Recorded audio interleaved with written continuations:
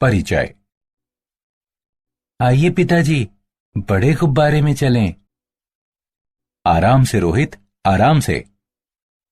वाह, ये ऊपर जा रहा है। हम अब पक्षी की तरह उड़ रहे हैं। पिताजी, मैं आपसे कुछ पूछना चाहता हूं। हाँ हाँ रोहित, पूछो। ये वायु में ऊपर कैसे जाता है? इसमें हमने आवरण के अंदर उपस्थित वायु को गर्म करने के लिए गैसीय ईंधन का उपयोग किया है, जिससे गुब्बारा जमीन से ऊपर उठकर हवा में आ गया है। ठीक है पिताजी। मैं तुम्हें एक और बात बताना चाहूंगा कि गैसीय अवस्था की निश्चित आकृति नहीं होती। इस पाठ में हम द्रव्य की गैसीय व द्रव अवस्थाओं के बारे में सीखेंगे।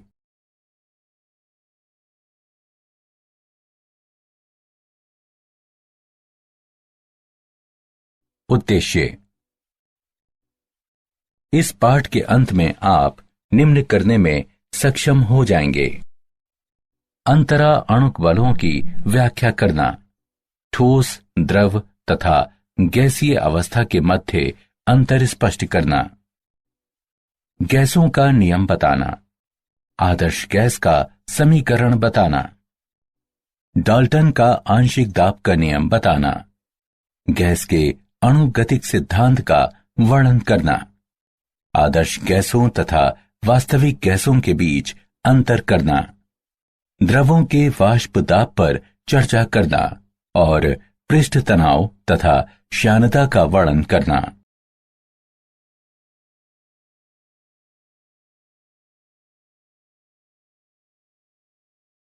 अंतरा अणुक बल।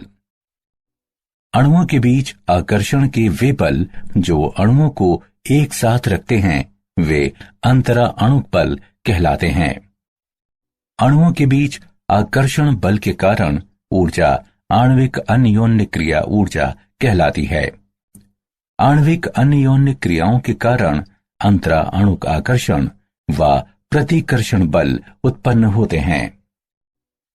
आकर्षी अंतरा अणुक बल वान डेर वॉल्स बल भी कहलाते हैं। प्राकीर्णन बल अथवा लंदन बल। इलेक्ट्रॉन परमाणु पर अधिकांश समय सममित रूप से वितरित रहता है, लेकिन किसी क्षण में नाभिक के परितः इलेक्ट्रॉनों के वितरण में कुछ असममिति भी हो सकती है, जिससे एक विद्युत द्विध्रुव उत्पन्न होता है। यह द्विध्रुव एक विद्युत क्षेत्र उत्पन्न करता है जो निकटवर्ती परमाणु या अणु के इलेक्ट्रॉन वितरण को भी विरूपित कर देता है, जिससे वो भी द्विध्रुव हो जाता है। ये दो द्विध्रुव आकर्षित होते हैं और इनके बीच आकर्षण का यह बल प्राकीर्णन बल अथवा लंदन बल कहलाता है। ये अध्रुवीय अणुओं में तथा नोबल गैसों में भी होता है। उदाहरण के लिए, परमाणु का सममित वितरण है और अन्य का असममितीय वितरण है, तथा असममितिक वितरण वाला परमाणु अन्य परमाणु के इलेक्ट्रॉन वितरण को विरूपित कर देता है, जिससे आकर्षण बल उत्पन्न होता है। द्विध्रुव बल। ये ध्रुवीय अणुओं के बीच अंतरकणीय बल होते हैं। ये बल स्थायी द्विध्रुवों के विपरीत आवेशित सिरों के बीच स्थिर वैद्युत अन्योन्य क्रियाओं के कारण उत्पन्न होते हैं। किसी अणु का धनात्मक सिरा अन्य अणु के ऋणात्मक सिरे को आकर्षित करता है तथा इसके प्रतिलोमता होता है। ये आवेश डेल्टा द्वारा प्रदर्शित किए जाते हैं। द्विध्रुव प्रेरित द्विध्रुव बल।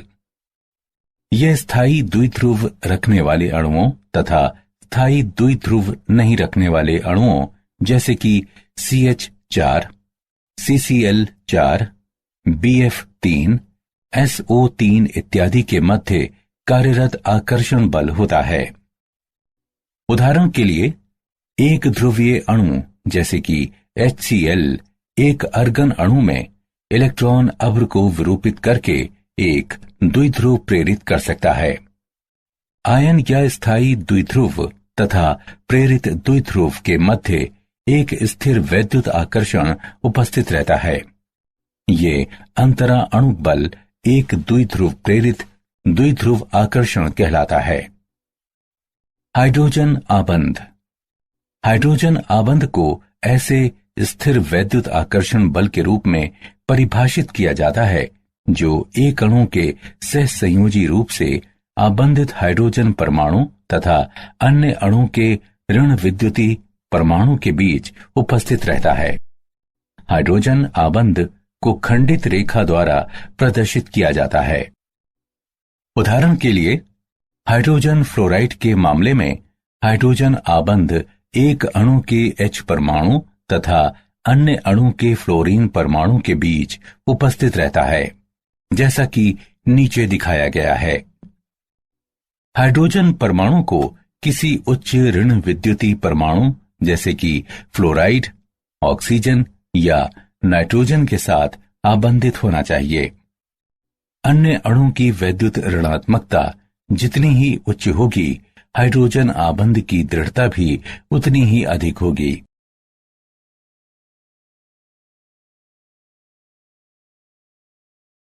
ऊष्मीय ऊर्जा। वह ऊर्जा जो अणुओं को परस्पर दूर करती है, ऊष्मीय ऊर्जा कहलाती है। इसे द्रव्य द्वारा इसके तापमान के कारण अवधारित ऊर्जा के रूप में परिभाषित किया जाता है और ये अणुओं की ऊष्मीय गति या अणुओं के संचलन की माप भी है।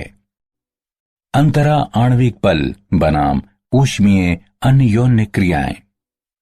द्रव्य की तीनों अवस्थाएं वास्तव में आणविक अन्योन्य क्रिया ऊर्जा तथा ऊष्मीय ऊर्जा के बीच स्पर्धा का परिणाम है।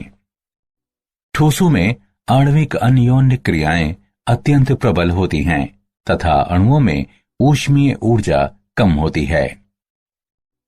द्रवों में आकर्षण बलों तथा ऊष्मीय ऊर्जा के बीच एक सूक्ष्म संतुलन निर्मित रहता है। तापमान में बढ़ोतरी ऊष्मीय ऊर्जा को और बढ़ा देती है और अंततः एक ऐसी स्थिति प्राप्त होती है जहां अणु विलक हो जाते हैं और लगभग स्वतंत्र निकायों की तरह व्यवहार करते हैं। ये अवस्था गैसीय अवस्था कहलाती है।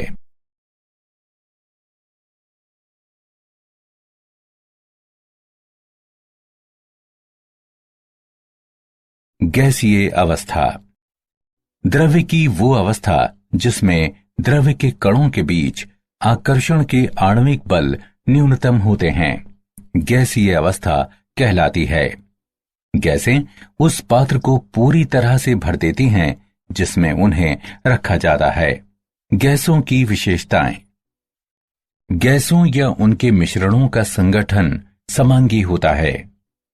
नगण्य अंतरा अणुक बलों के कारण गैसों का घनत्व अत्यंत कम होता है। गैसें दाब लगाती हैं। गैसों का ठोसों या द्रवों की तरह निश्चित आकृति और आयतन नहीं होते। गैसों की ऊष्मीय ऊर्जा आणविक आकर्षण से काफी अधिक होती है।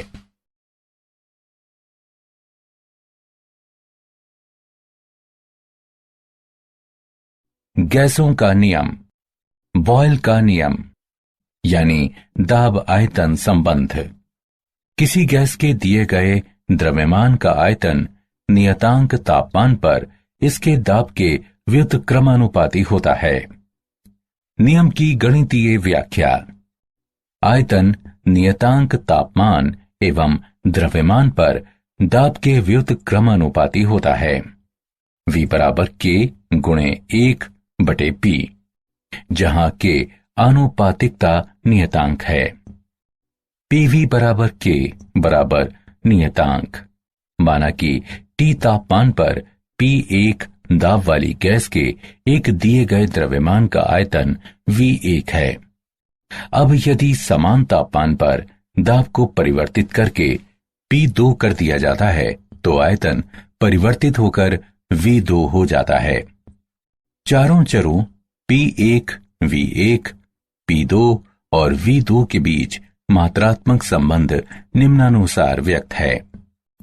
P1 V1 बराबर P2 V2, नियतांक तापमान एवं द्रव्यमान पर। बॉयल के नियम का ग्राफीय निरूपण। ये V बनाम P का एक विशिष्ट तापमान पर अंकन प्रदर्शित करता है। यह दर्शाता है कि P के बढ़ने के साथ V घटता है। ये एक विशिष्ट तापमान पर PV बनाम P का अंकन प्रदर्शित करता है। यह इंगित करता है कि P में नियमित बढ़ोतरी के बावजूद PV का मान नियतांक रहता है। एक विशिष्ट तापमान पर P के सापेक्ष PV के अंकन से प्राप्त वक्र समतापी वक्र कहलाता है। उच्चतर वक्र उच्चतर तापमान के संगत होता है। ये 1/V के सापेक्ष P का विचलन दर्शाता है। सीधी रेखा इंगित करती है कि P में बढ़ोतरी होने के साथ 1/V में नियमित बढ़ोतरी होती है।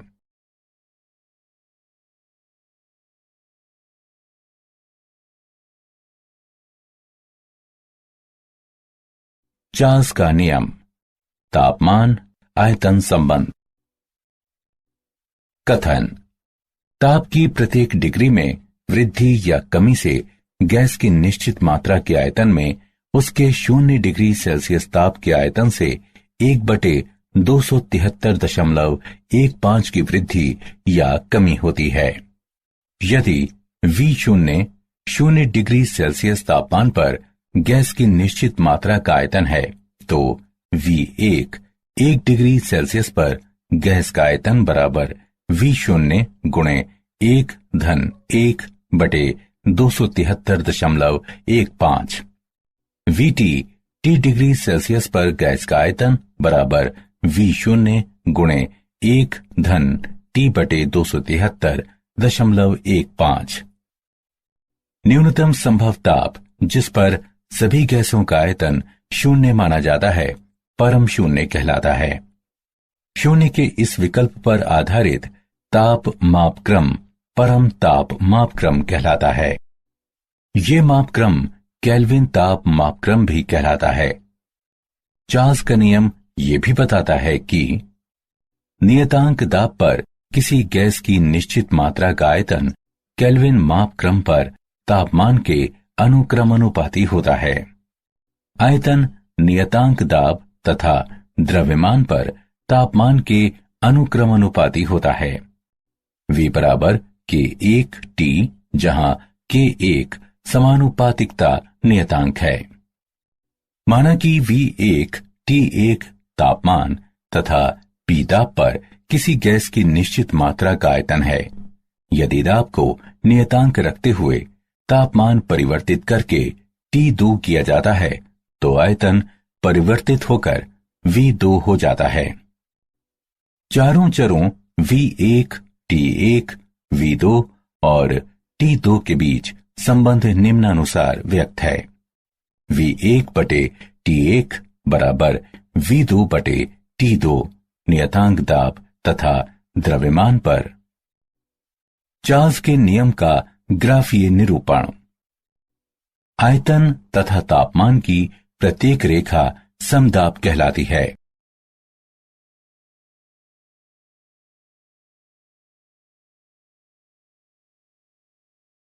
गै-लुसैक नियम, दाब ताप संबंध।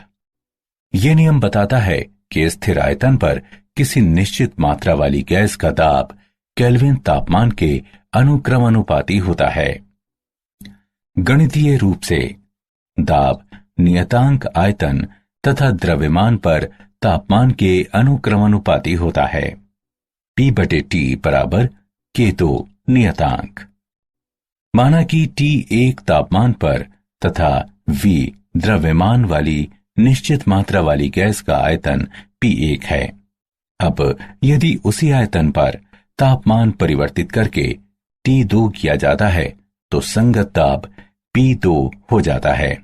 तब नियम के अनुसार P1/T1 बराबर P2/T2। आयतन एवं द्रव्यमान नियतांक रखते हुए गै-लुसैक के नियम का ग्राफीय निरूपण। इस ग्राफ की प्रत्येक रेखा समायतनी कहलाती है।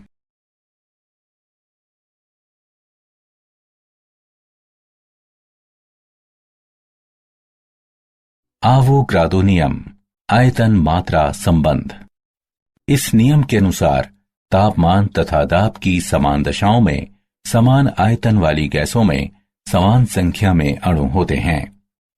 गणितीय रूप से आयतन गैसों के अणुओं की संख्या के अनुक्रमानुपाती होता है। V बराबर K3n, जहां K3 आनुपातिकता नियतांक है। एक मोल गैस में अणुओं की संख्या 6.023 गुणे 10⁻23 होती है और ये आवोगाद्रो स्थिरांक कहलाती है। अणुओं की संख्या निम्न रूप में ज्ञात की जा सकती है। n बराबर है m/M के, जहां m बराबर अन्वेषणाधीन गैस का द्रव्यमान तथा M बराबर मोलर द्रव्यमान।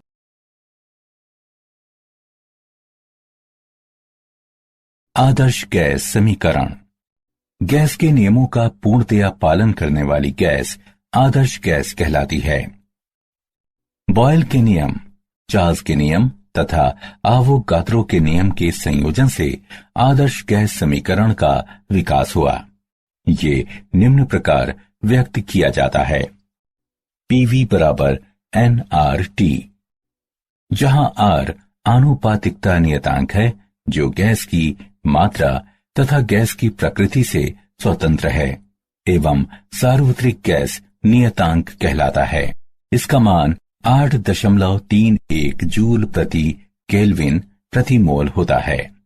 P गैस की निश्चित मात्रा का ताप है। V गैस की निश्चित मात्रा का आयतन है। T गैस की निश्चित मात्रा का तापमान है। N गैस के मोलों की संख्या है। यदि निश्चित मात्रा में गैस के तापमान, आयतन तथा दाब T1, V1 और P1 से बदलकर T2, V2 और P2 कर दिए जाएं, तो हम लिख सकते हैं कि P1 V1 बटे T1 बराबर P2 V2 बटे T2। यह समीकरण संयुक्त गैस नियम कहलाता है।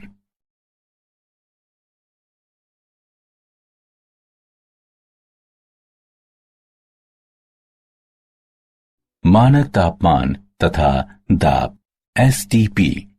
गैसों के लिए मानक तापमान 0 डिग्री सेल्सियस 273.15 केल्विन तथा मानक दाब 1 बार या 10⁵ पास्कल के रूप में लिया जाता है।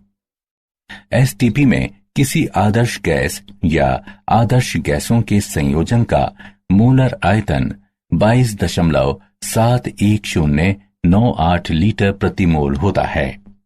टॉर दाब मापन का एक अन्य मात्रक है। एक टॉर बराबर 133.322 पास्कल।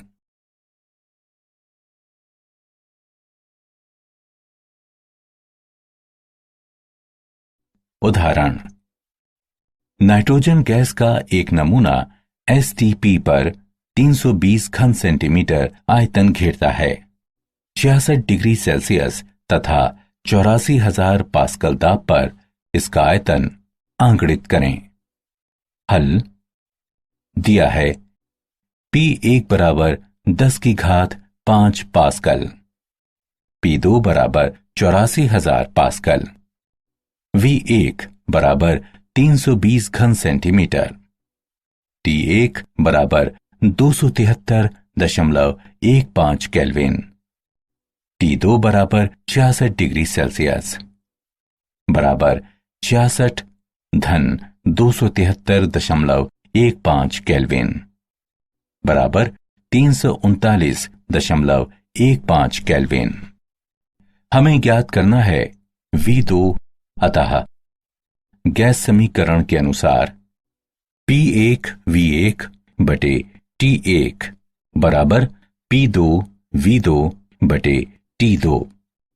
अतः V2 बराबर P1 V1 T2 बटे T1 P2 बराबर 10⁵5 गुणे 320 गुणे 339.15 बटे 273.15 गुणे 84,000 बराबर 473.00 घन सेंटीमीटर।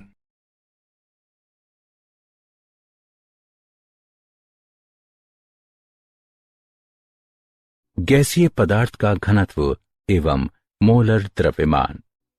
गैस का मोलर द्रव्यमान निम्न सूत्र द्वारा ज्ञात किया जा सकता है। m बराबर d गुणे r गुणे t बटे p, जहां d बराबर m बटे v गैस का घनत्व है, m गैस का द्रव्यमान है, v गैस का आयतन है, r सार्वत्रिक गैस नियतांक है, t गैस का तापमान है, p गैस का दाब है।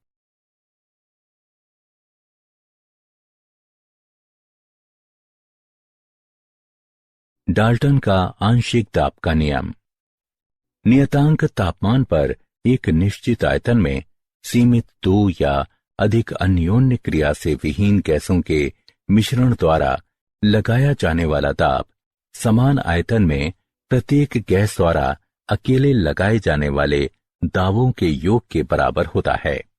गैसों का पृथक पृथक दाब आंशिक दाब कहलाता है।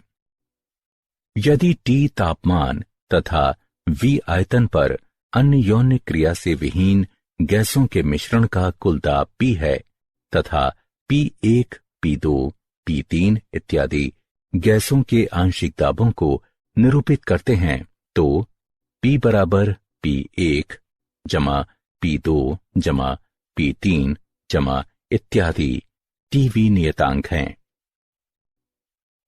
माना कि हमारे पास 3 पात्र हैं जिनमें से प्रत्येक की धारिता 1 लीटर है। एक में नाइट्रोजन के X मोल हैं, दूसरे में ऑक्सीजन के Y मोल हैं और तीसरे में नाइट्रोजन के X मोलों तथा ऑक्सीजन के Y मोलों का मिश्रण है। सभी तीनों पात्रों को समान तापमान पर रखा गया है। अब यदि प्रथम पात्र से जोड़ा गया मैनोमीटर P1 दाब प्रदर्शित करता है तथा द्वितीय पात्र से जोड़ा गया मैनोमीटर P2 दाब प्रदर्शित करता है, तो तीसरे पात्र में दाब P1 जमा P2 होगा। जल वाष्प का दाब किसी विशिष्ट तापमान पर नियतांक होता है और ये उस तापमान पर जलीय तनाव के रूप में जाना जाता है। शुष्क गैस के दाब की गणना कुल दाब से जलीय तनाव को घटाते हुए की जा सकती है। P शुष्क गैस बराबर P माइनस जलीय तनाव। मोल अंश के रूप में आंशिक दाब। मोल अंश घटक के मोलों की संख्या का मोलों की कुल संख्या से अनुपात होता है। T तापमान पर V आयतन के एक पात्र में Pa और Pb क्रमिक आंशिक दाबों के साथ दो गैसों A और B के एक मिश्रण पर विचार करें। तब Pa बराबर NaRT बटे V, Pb बराबर NbRT बटे V। गैस A और B के आंशिक दाब को निम्नानुसार व्यक्त किया जा सकता है। Pa बराबर XA गुणे P, Pb बराबर XB गुणे P, जहां P कुल दाब XA और XB गैसों A और B के मोल अंश हैं। अतः किसी मिश्रण में गैस का आंशिक दाब इसके मोल अंश तथा मिश्रण के कुल दाब के गुणनफल के बराबर होता है।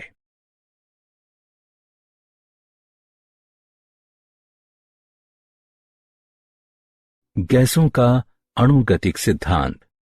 गैस के अणुगति सिद्धांत के अभिगृहित निम्न हैं। सभी गैसें अत्यंत छोटे कणों की बड़ी संख्या से निर्मित होती हैं जो अणु कहलाते हैं। ये अणु बड़े अंतरालों द्वारा एक दूसरे से पृथक होते हैं, इसलिए अणुओं द्वारा अधिगृहित किया गया वास्तविक आयतन गैस के कुल आयतन की तुलना में नगण्य होता है। ये अणु विरामावस्था में नहीं होते, बल्कि इनमें तीव्र अनियत यानी यादृच्छिक गति होती है। इनकी गति के दौरान ये एक दूसरे से तथा पात्र की दीवारों से संघट्ट करते हैं, यानी टकराते हैं। गैस का दाब पात्र की दीवारों के विरुद्ध गैस अणुओं की बमबारी के कारण होता है। अणुओं का परस्पर तथा पात्र की दीवारों से संघट्ट पूर्णतया प्रत्यास्थ होता है, अर्थात गतिज ऊर्जा का ह्रास या प्राप्ति नहीं होती। हालांकि ऐसे संघट्टों के कारण ऊर्जा का पुनर्वितरण हो सकता है। गैस के अणुओं के बीच कोई आकर्षी बल नहीं होता, वे एक दूसरे से पूर्णतया स्वतंत्र होते हैं। किसी क्षण में विभिन्न अणुओं में विभिन्न वेग तथा इसलिए विभिन्न ऊर्जाएं रहती हैं। हालांकि अणुओं की औसत गतिज ऊर्जा परम ताप के अनुक्रमानुपाती होती है।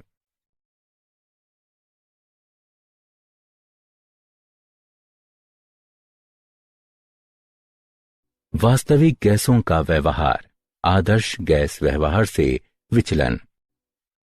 हम वास्तविक गैस के आदर्श व्यवहार से विचलन को संपीड्यता कारक Z द्वारा दिखा सकते हैं, जिसे निम्न प्रकार व्यक्त किया जा सकता है। Z बराबर PV बटे nRT।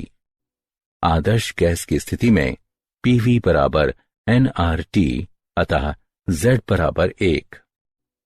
वास्तविक गैस की स्थिति में PV Z nRT के बराबर नहीं है, अतः Z 1 के बराबर नहीं है। अतः वास्तविक गैस की स्थिति में Z का मान 1 से कम या 1 से अधिक हो सकता है।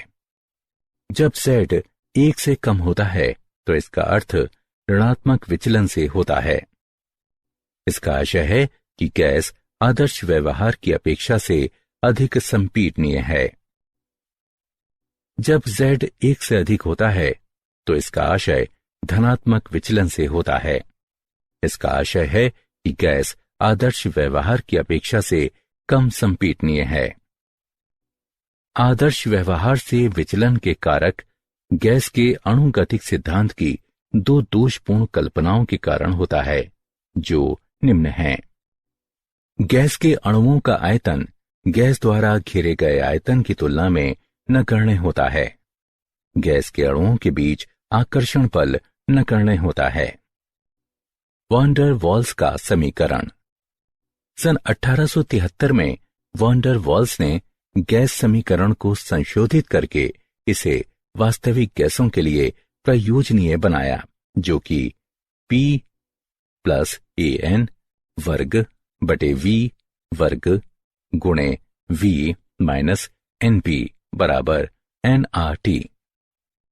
स्थिरांक A और B वॉन डर वाल्स स्थिरांक भी कहलाते हैं।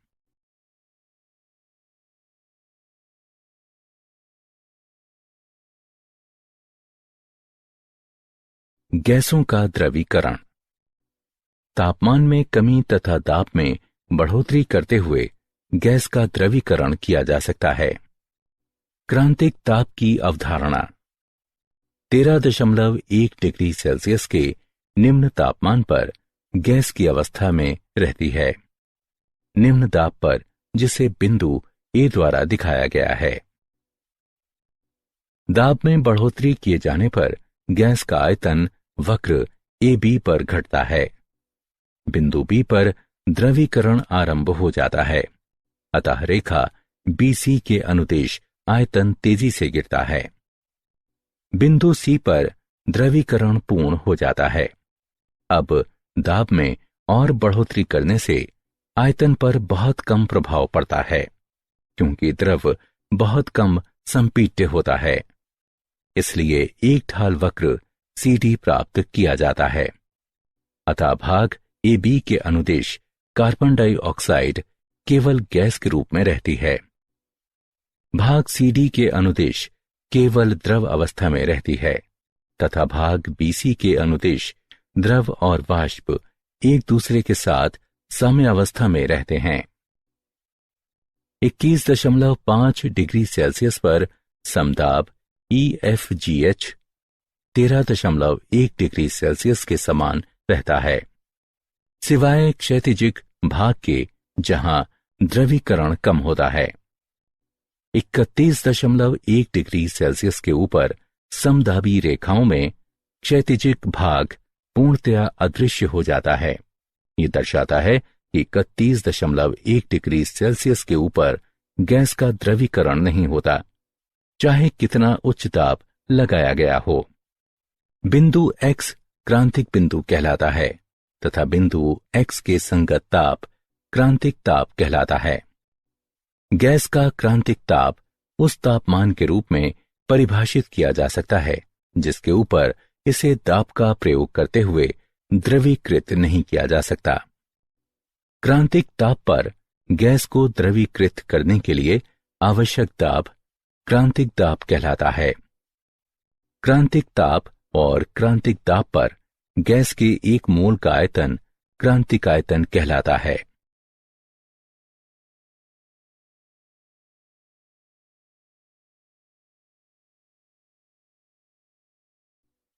द्रव अवस्था। द्रव अवस्था में अणु बहुत पास पास होते हैं और उनमें अंतरा अणुक बल अधिक प्रबल होते हैं। द्रव ना तो कठोर होते हैं, ना ही उनकी निश्चित आकृति होती है। वाष्प दाब। द्रवों की वाष्प में परस्पर तथा पात्र की दीवारों से संघट्ट होते हैं और वो दाब लगाती है। वाष्प द्वारा पात्र की दीवारों पर लगाया जाने वाला दाब वाष्प दाब कहलाता है। वाष्प दाब तापमान के अनुक्रमानुपाती होता है। ये द्रव की मात्रा से स्वतंत्र होता है। एक बंद पात्र में द्रव के साथ साम्यावस्था में होने पर वाष्प द्वारा लगाया जाने वाला दाब साम्य वाष्प दाब कहलाता है। जिस तापमान पर किसी द्रव का वाष्प दाब बाह्य दाब के बराबर होता है वो द्रव का क्वथनांक कहलाता है।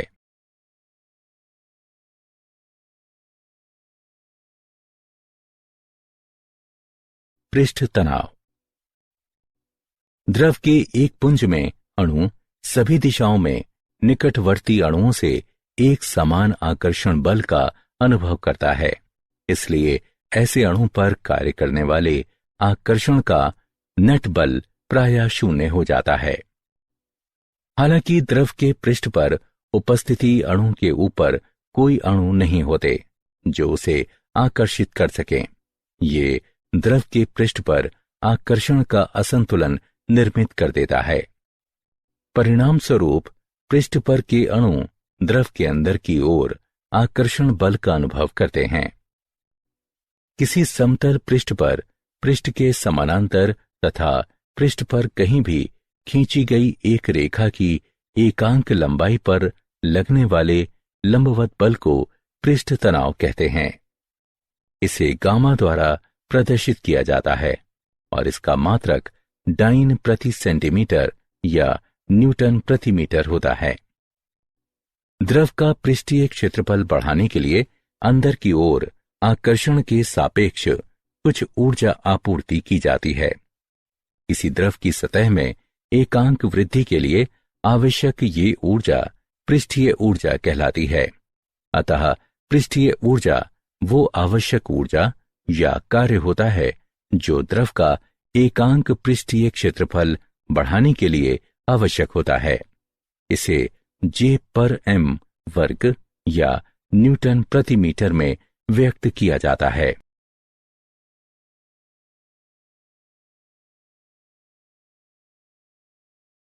श्यानता। श्यानता का अर्थ प्रवाह के प्रति प्रतिरोध से है। ये एक सुस्थापित तथ्य है कि कुछ द्रव जैसे कि शहद, कैस्टर ऑयल, ग्लिसरीन इत्यादि धीमी गति से प्रवाहित होते हैं, जबकि कुछ अन्य द्रव जैसे कि पानी, एथेनॉल इत्यादि तेजी से प्रवाहित होते हैं।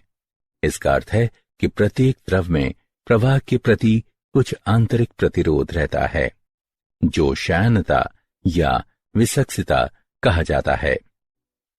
मंद गति से प्रवाहित होने वाले द्रव तीव्र गति से प्रवाहित होने वाले द्रवों की अपेक्षा अधिक श्यान माने जाते हैं।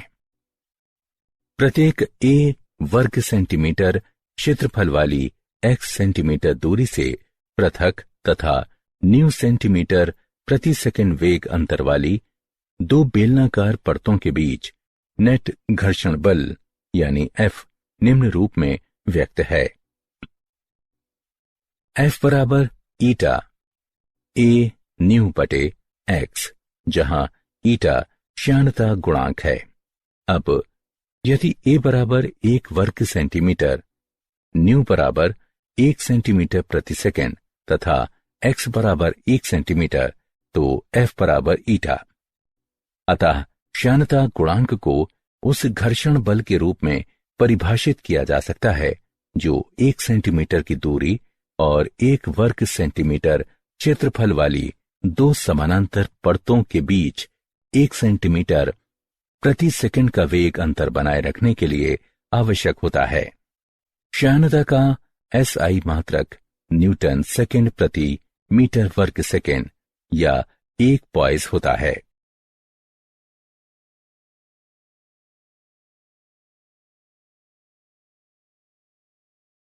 क्या आप जानते हैं, ग्रेफाइट अति तीव्र प्रयोग में द्रव्य की विभिन्न अवस्थाओं में प्रवेश करता है। पहली बार वैज्ञानिकों ने एक एक्स किरण विकिरित मिनरल को द्रव्य की दो विभिन्न अवस्थाओं में लगभग 40 फेम्टोसेकंड में जाते देखा। नई द्रव्य संश्लेषण प्रौद्योगिकी, अल्ट्रा फास्ट इमेजिंग तथा उच्च ऊर्जा घनत्व विज्ञान के विकास में ठोस से द्रव तथा प्लाज्मा अवस्थाओं के अति तीव्र चरण पारगमन महत्वपूर्ण हैं।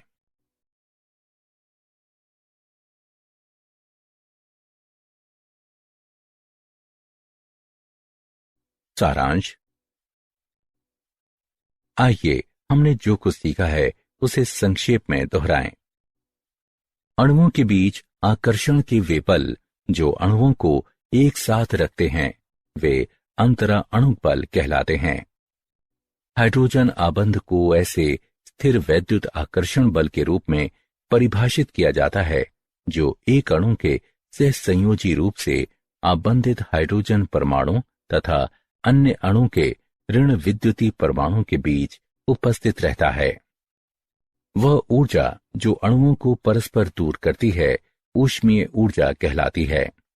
बॉयल का नियम कहता है कि किसी गैस के दिए गए द्रव्यमान का आयतन नियतांक तापमान पर इसके दाब के व्युत्क्रमानुपाती होता है। PV बराबर K नियतांक। चार्ल्स का नियम कहता है कि नियतांक दाब पर किसी गैस की निश्चित मात्रा का आयतन केल्विन मापक्रम पर तापमान के अनुक्रमानुपाती होता है। V/T बराबर K1 नियतांक।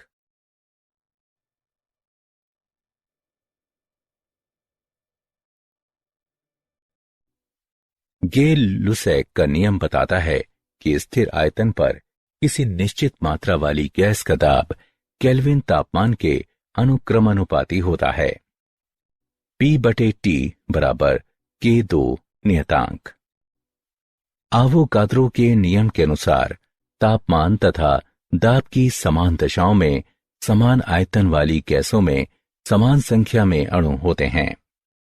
V/N बराबर K3 नियतांक, जहां N गैस के अणुओं की संख्या है। आदर्श गैस समीकरण निम्न रूप में व्यक्त किया जाता है। PV बराबर nRT, जहां R सार्वत्रिक गैस नियतांक है। डाल्टन का आंशिक दाब का नियम कहता है कि नियतांक तापमान पर एक निश्चित आयतन में सीमित दो या अधिक अन्योन्य क्रिया से विहीन गैसों के मिश्रण द्वारा लगाया जाने वाला दाब समान आयतन में प्रत्येक गैस द्वारा अकेले लगाए जाने वाले दाबों के योग के बराबर होता है।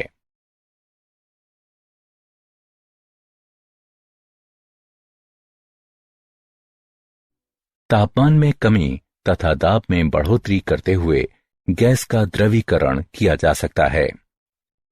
वाष्प द्वारा पात्र की दीवारों पर लगाया जाने वाला दाब वाष्प दाब कहलाता है। किसी समतल पृष्ठ पर पृष्ठ के समानांतर तथा पृष्ठ पर कहीं भी खींची गई एक रेखा की एकांक लंबाई पर लगने वाले लंबवत बल को पृष्ठ तनाव कहते हैं। इसे गामा द्वारा प्रदर्शित किया जाता है और इसका मात्रक डाइन प्रति सेंटीमीटर या न्यूटन प्रति मीटर होता है। प्रत्येक द्रव में प्रवाह के प्रति कुछ आंतरिक प्रतिरोध रहता है जो क्षयणता या विसक्सिता कहा जाता है।